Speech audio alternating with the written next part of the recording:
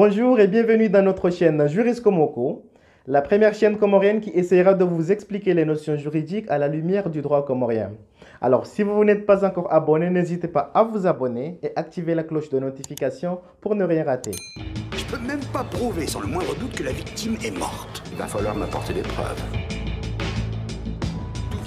Génial. Alors aujourd'hui, notre vidéo va porter sur la procédure pénale. Cela veut dire l'ensemble des règles d'enquête et de procédure qui s'appliquent depuis la phase de la commission d'une infraction jusqu'à la phase du jugement, donc jusqu'au procès. Dans une vidéo précédente qu'on a fait sur le droit pénal aux Comores, que d'ailleurs je vous invite d'aller la visionner si vous ne l'avez pas encore regardée, on a parlé de deux choses essentielles.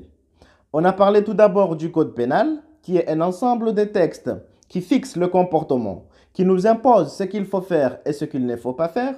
Mais on a parlé aussi de ce qu'on appelle infraction, qui est toute violation à ce qui a été dit, à ce qui a été exigé par le code pénal. Justement, dans cette vidéo, on va voir ce qui se passe après la commission d'une infraction. Quelle est la règle? C'est quoi la procédure? Et cette procédure est dirigée par qui, quand et comment? Est-ce qu'après avoir tué, violé ou assassiné quelqu'un, on t'attrape et on te transfère directement vers un tribunal ou bien en prison? Et bien sûr que non.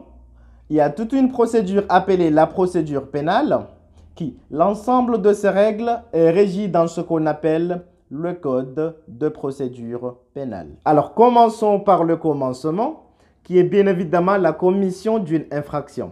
Alors prenons l'exemple de quelqu'un qui a poignardé une dame à volo-volo et que les gens ont vu la personne coupable qui s'enfuit. La police a été alertée par les témoins qui ont assisté à la scène, où la dame, la victime, est partie porter plainte, bon, si elle est encore en vie.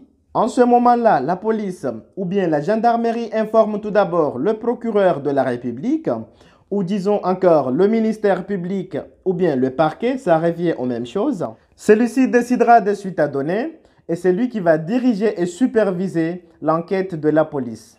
Là, on parle de la phase appelée le déclenchement de l'enquête, qui est en effet le déclenchement de la procédure pénale. Et concernant l'enquête policière, il peut s'agir tout d'abord des faits qui viennent de se commettre ou des faits ne dépassant pas un délai de 24 heures.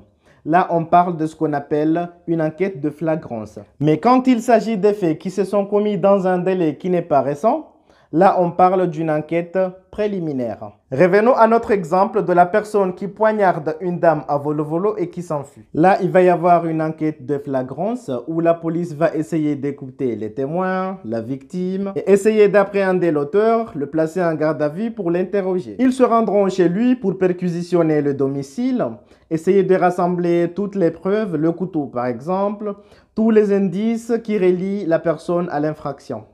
Une fois l'enquête policière est terminée, le procureur de la République, ou disons le ministère public, yani le parquet, peut décider de ne pas poursuivre s'il estime qu'aucune infraction n'a été commise.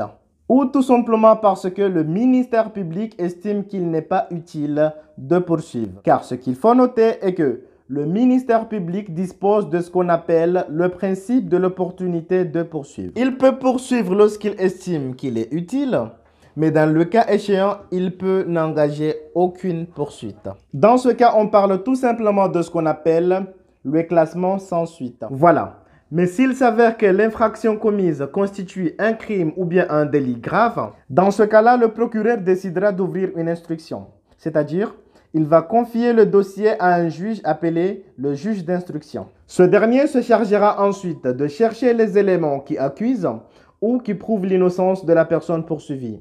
D'où on dit, le juge d'instruction instruit à charge et à décharge. Et à la fin, le juge d'instruction décidera soit d'envoyer la personne devant la juridiction de jugement pour être jugée, ou tout simplement décider de donner une ordonnance de non-lieu et la personne est libre. Mais il est important de noter que dans chacune des phases de la procédure pénale, la personne accusée dispose d'un tas de droits et il a la possibilité de faire recours. Donc, merci beaucoup d'avoir regardé la vidéo jusqu'à la fin. Et donc, n'hésitez pas à aller liker notre page Facebook Juris Komoko et notre Instagram. Et n'oubliez surtout pas d'activer la cloche de notification pour ne pas manquer nos prochaines vidéos. On se dit à bientôt.